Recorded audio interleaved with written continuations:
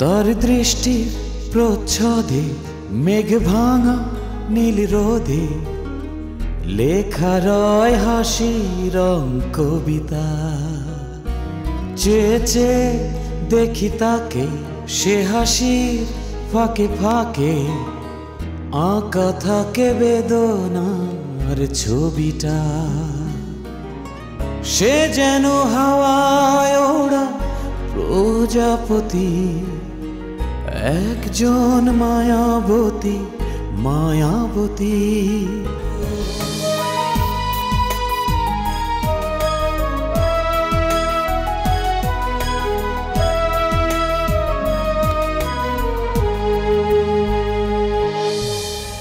দুঃখ পেছনে রেখে, ইচ্ছেকে কাছে ডেকে সময়কে বলি তবে থামো।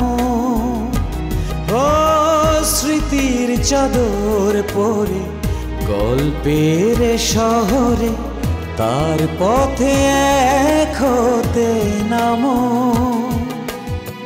সে যেন হাওয়ায় ওড়া প্রজাপতি, একজন মায়াবতী মায়াবতী।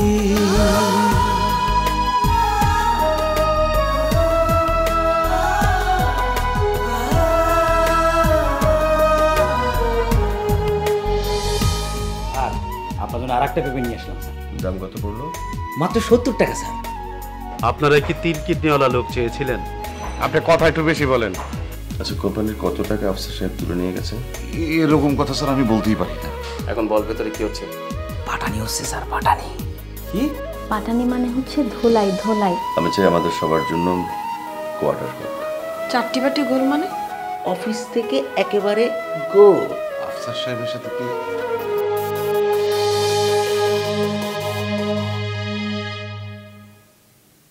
আপনি কি বলেন জিতুবাবু?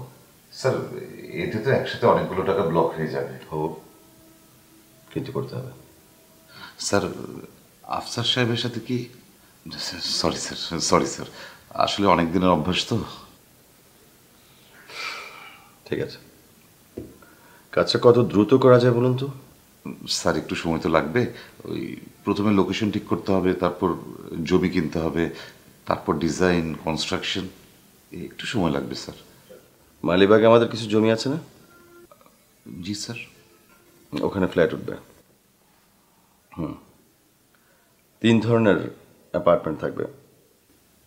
প্রথম শ্রেণীর কর্মকর্তাদের জন্য এক ধরনের, দ্বিতীয় শ্রেণীর কর্মকর্তাদের জন্য এক ধরনের, আর তৃতীয় ও চতুর্থ শ্রেণীর কর্মচারীদের জন্য অন্য ধরনের। জি আচ্ছা স্যার। আমি চাই কাজটা যেন দ্রুত শেষ হয়। আমি চেষ্টা করব স্যার। চেষ্টাটা খুব তাড়াতাড়ি করবেন, আমার হাতে সময় বেশি নেই। সময় নেই কেন বলছেন স্যার? আমি অসুস্থ, এই ব্যাপারটা আপনি জানেন না? কি যে বলেন স্যার, এটা কোনো বিষয় না। কিডনি আজকাল কোনো রোগী না, এর চেয়ে বড় বড় কত অসুখ থেকে মানুষ সেরে যায়। আপনি কিছু চিন্তা করবেন না স্যার, আপনি ভালো হয়ে যাবেন, সুস্থ হয়ে যাবেন। জি, আপনার দেওয়া ওষুধ যেহেতু খাচ্ছি, নিশ্চয়ই ভালো হয়ে যাবে। জি স্যার। আপনার এখন গরম লাগছে না? জি স্যার। অনেকক্ষণ ধরে আপনাকে ঘাম মুছতে দেখছি না তো, তাই জিজ্ঞেস করলাম। ঠিক আছে, আপনি উঠুন, প্রসঙ্গে পরে আবার কথা বলবো। যান। জি ধন্যবাদ স্যার। চিত্তবাবু, স্যার, গুজব আর ছড়াবেন না দয়া করে। গুজব ছড়ানো ভালো না। ভালো থাকবেন আর কাজ করুন মন দিয়ে। জি স্যার। সালাম স্যার।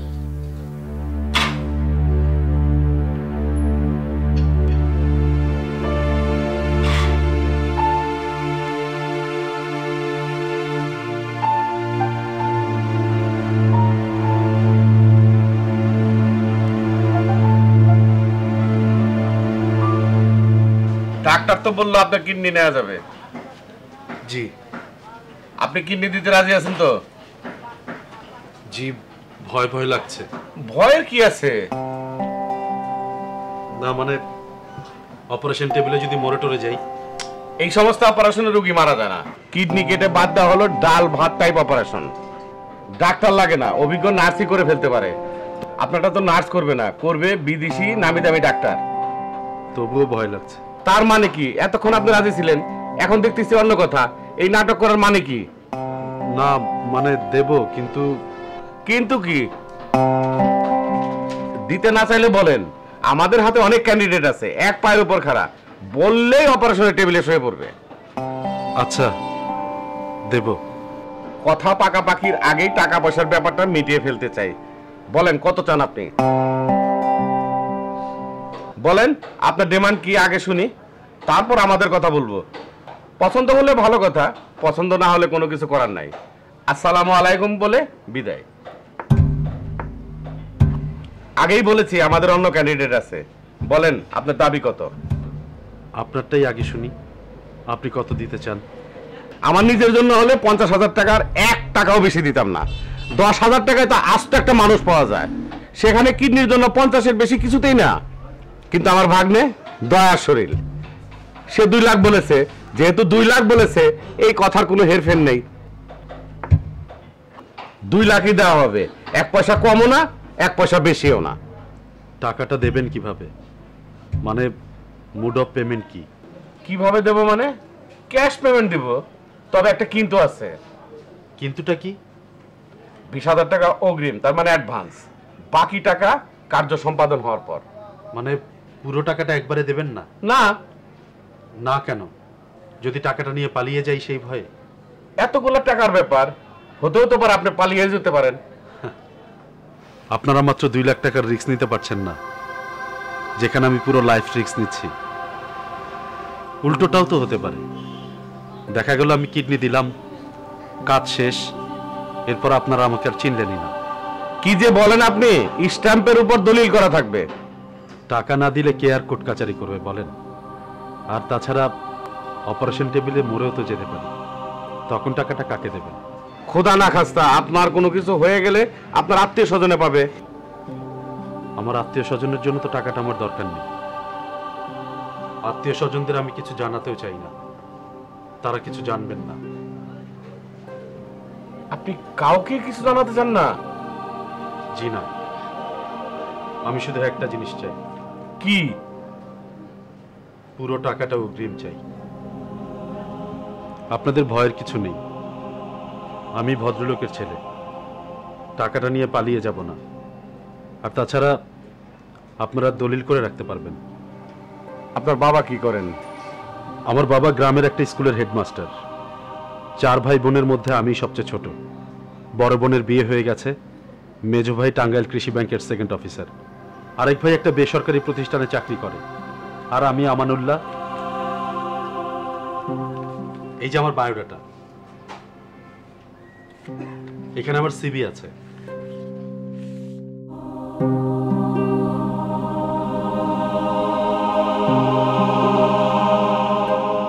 টাকাটা আপনি কাকে দিবেন? তা দিয়ে আপনার কি দরকার? আপনার যে জিনিসটা দরকার সেটা হচ্ছে আমার একটা কিডনি, আর কিছু না। আপনি যদি নগদ টাকা দেন তাহলে কিডনিটা পাবেন, আর তা নইলে পাবেন না। আপনি যদি মনস্থির করতে পারেন তাহলে আমাকে খবর দেবেন, সিভিতে আমার মোবাইল নাম্বার দেয়া আছে। আর একটা কথা, আপনি আমার বাড়িতে কিছু জানাবেন না। আর একটা কথা, ভেলোরে গিয়ে অপারেশন করতে গেলে আমার পাসপোর্ট ভিসা লাগবে, আমার পাসপোর্ট করা নেই, সেই দায়িত্বটাও আপনাদের নিতে হবে। সেসব পরে দেখা যাবে। আসল সমস্যা হলো তুমি পুরো টাকাটা অ্যাডভান্স চেয়ে বসে আছো। টাকাটা প্রয়োজন বলেই আমি কিডনি বিক্রি করতে রাজি হয়েছি। শখ করে কেউ কিডনি বিক্রি করে না। আপনারা রাজি থাকলে জানাবেন। আচ্ছা, আমি আমার ভাগ্নের সাথে আলাপ করে আপনাকে জানাবো। অ্যাডভান্সের বিষয়টা আমার ভাগ্নে রাজি হবে বলে আমার মনে হয় না। আপনি একটা কাজ করতে পারেন, ওনার ফোন নাম্বারটা আমাকে দিন, আমি নিজেই ওনার সঙ্গে কথা বলে নেব। না না না না, আপনার কথা বলতে হবে না। মঞ্জুরকে এইসব থেকে আমরা দূরে রাখতে চাই, ও রুগী মানুষ। কিন্তু আমার তো ওনার সঙ্গে কথা বলাটা দরকার। কেন? বাহ, যাকে আমি আমার শরীরের একটা অংশ দিয়ে দেব তার সঙ্গে কথা বলবো না? আপনি তো মহা তেদর ছেলে। আমি একটু তেদর আছি। যেভাবে আপনি আমার সম্পর্কে সবকিছু জানলেন আপনি সব কিছু চেক আপ করানোর পর কিডনি নিতে রাজি হলেন, আমার ক্ষেত্রেও তাই। আমি যাকে কিডনি দেব তাকে আমার পছন্দ হতে হবে। পছন্দ না হলে আপনি কিডনি দিবেন না? দেব, পছন্দ না হলেও দেব। টাকাটা আমার খুবই দরকার।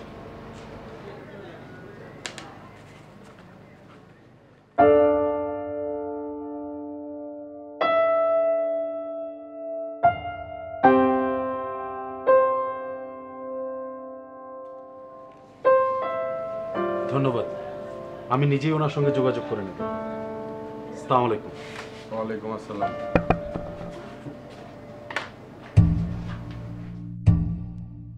বিরাট ভুল হয়ে গেল, মঞ্জুরের ফোন নাম্বারটা দেয়া ঠিক হয়নি।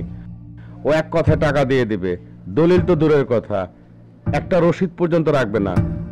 ও হচ্ছে একটা বুদ্ধিমান গাধা মানব, যথেষ্ট বুদ্ধি, যথেষ্ট চিন্তা শক্তি, কিন্তু কাজকর্ম করে গাধার মতো।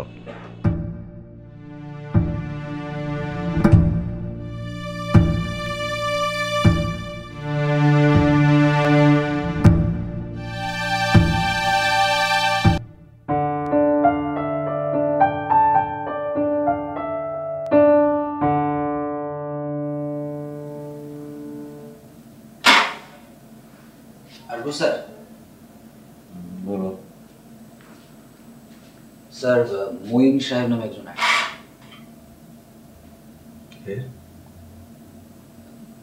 তা তো জানি না। তোমাকে জিজ্ঞেস করছি কে?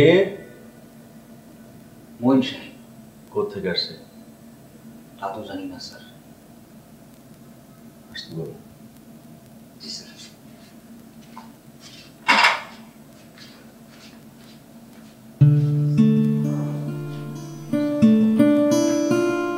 Hello, glad to meet you. আমি মহিন। আপনি অবশ্য আমাকে চিনবেন না, আমি মীরার আত্মীয়, মানে বন্ধু বলতে পারেন। Thank you. প্লিজ।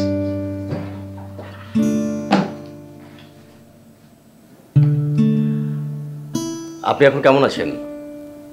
আপনার তো কিডনিতে প্রবলেম ছিল। ভালো আছে, এখন ভালো,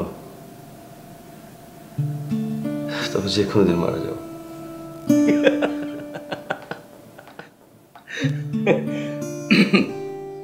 আরে না, আপনি এত তাড়াতাড়ি মারা যাবেন না, কিডনি আপনি পেয়ে যাবেন।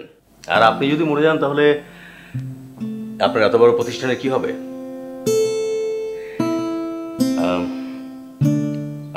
আপনার নিশ্চয়ই মনের মধ্যে এক ধরনের প্রশ্ন যাচ্ছে যে আমি কেন এখানে এসেছি। আমি আসলে আপনাকে দেখতে এসেছি। আমি দীর্ঘ অনেক বছর বিদেশে ছিলাম, এই কিছুদিন হলো দেশে এসেছি। এসেই আপনাদের সেপারেশনের কথাটা শুনেছি। তারপর আপনার অসুস্থতা, সব মিলিয়ে আসলে আপনার সঙ্গে দেখা করার সময় হয়ে উঠছিল না। আপনার কি এখন চলে যাবার সময় হয়েছে? না, এখনো চলে যাওয়ার সময় হয়নি। ভাবলাম এখন আপনার সঙ্গে দেখা করার সময় হয়েছে। আপনি হয়তো ভাবছেন যে আপনার সঙ্গে কেন আমি দেখা করতে চাই। আসলে মীরাকে আমি অনেক ছোটবেলা থেকেই চিনি। ও আমাদের এক ধরনের আত্মীয়। আমাদের একটা বয়সের ব্যবধান আছে। আপনাদের তো ডিভোর্স হয়েই গেছে, সুতরাং এখন বলতে তেমন কোনো বাধা নেই। মীরার আমার প্রতি এক ধরনের আকর্ষণ ছিল একসময়। এমনকি আপনি কি বলতে চাইছেন আমি বুঝতে পারছি।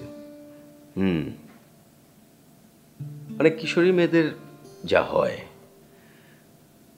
তারপর একটা দুর্ঘটনা।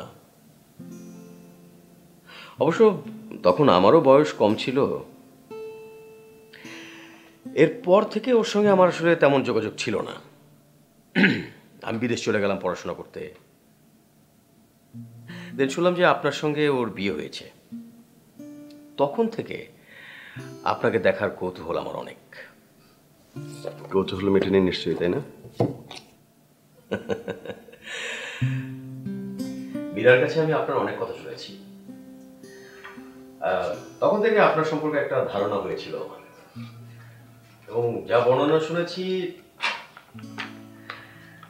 তার চেয়েও আপনি অনেক সাধারণ।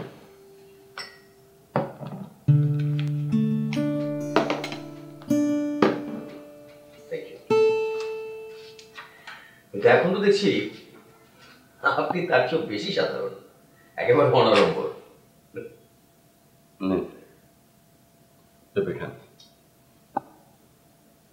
খান, যে ছেলেটা দিয়ে গেল ওর নাম কুদ্দুস। ও যে ফলে নিয়ে আসে, এসে বলবে যে ওর বাবার নিজের হাতের লাগানো গাছের ফল, আসলে সে বাজার থেকে নিয়ে আসে।